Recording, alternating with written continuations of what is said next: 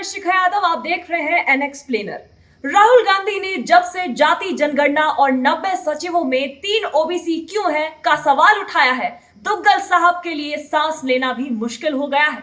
लेकिन जब से बिहार की जाति जनगणना के आंकड़े आए हैं, महामानव के फेफड़े लदे हुए ट्रक की टूटी हुई कमानी की तरह लचकने लगे हैं।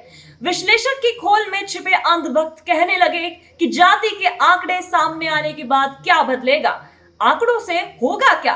इसका कोई तात्कालिक फायदा नहीं दिख रहा, सिर्फ राजनीतिक पार्टियों के फायदे हैं।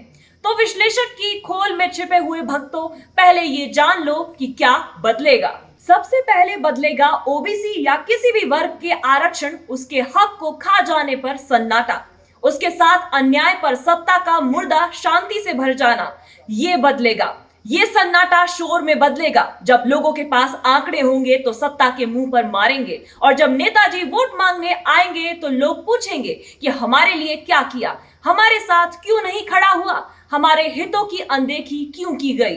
यहां से एक नैतिक दबाव हमेशा सत्ता और नीति बनाने वालों के सिर पर लटकता रहेगा।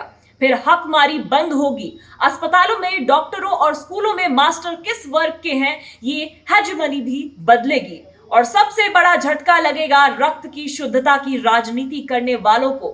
समय लगेगा, लेकिन उससे पहले बिहार जाओ और वहां जाकर अति पिछड़ों से पूछना कि तुम क्या खाते हो, वर्गीकरण करना कि वे कितने मांसाहारी हैं और कितने शाकाहारी। फिर ओबीसी का खान पान चेक करना और देखना कि दोनों में कितनी समानता है। तो फिर गिनना कि कावड़ उठाने वालों में मांसाहारी कितने हैं, जेएसआर का नारा लगाने वालों में कितने मांसाहारी हैं, और बच्चा बच्चा राम का कहने वालों में ईबीसी और ओबीसी कितने हैं।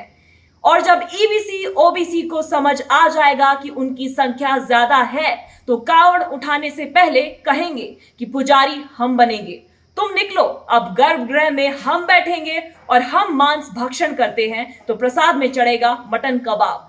यह होगा 440 वोल्ट का कल्चरल शॉक। फिर सारे देवताओं के भोजन बदलेंगे और फिर सब बदल जाएगा। भोजन बदलेगा तो कल्चर भी बदलेगा।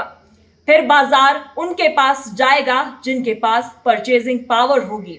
ये पावर सरकार देगी, क्योंकि अब तो गारंटी की राजनीति चल रही है और राहुल गांधी की न्याय योजना अभी लागू होनी बाकी है। बाकी ईबीसी और ओबीसी ठहरे कामगार, जम के 18 घंटे मजदूरी करते हैं। और राहुल गांधी कहते हैं कि श्रम की इज्जत करो, तो बैठकर मलाई खाने वालों को श्रम की इज्जत करनी पड़ेगी। फिर क्या होगा? फिर यह होगा कि खेती किसानी, बढ़ई, लोहार, कोहार, मैकेनिक, बाल काटने वाला, कपड़ा बनाने वाला, सीवर साफ करने वाला, सबकी इज्जत होगी।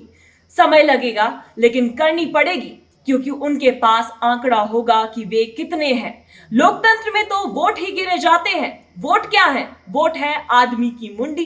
तो मैटर करता है कि कितने वोटर सीवर साफ करते हैं। तो फिर डॉक्टर और इंजीनियर को ही इज्जत नहीं मिलेगी, सबको इज्जत देनी पड़ेगी।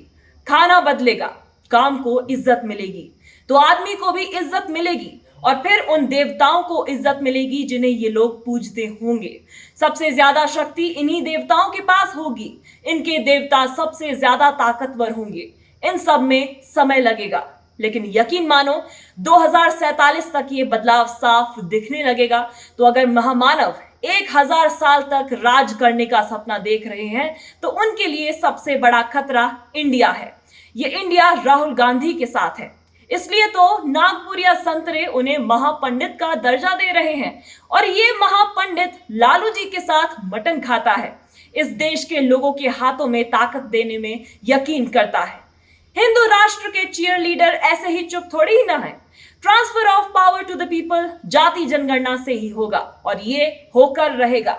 मोहब्बत की दुकान जिंदाबाद। और हां, चाहे 1000 बर्फ गिरे, लाख आंधियां उठे, वो फूल खिल के रहेंगे जो खिलने वाले हैं। समाज और सियासत से जुड़ी खबरों के लिए हमारे चैनल को सब्सक्राइब करें, वीडियो को शेयर करें और अपनी प्रतिक्रियाओं से हमें अवगत कराएं। आप सबका शुक्रिया। नमस्कार।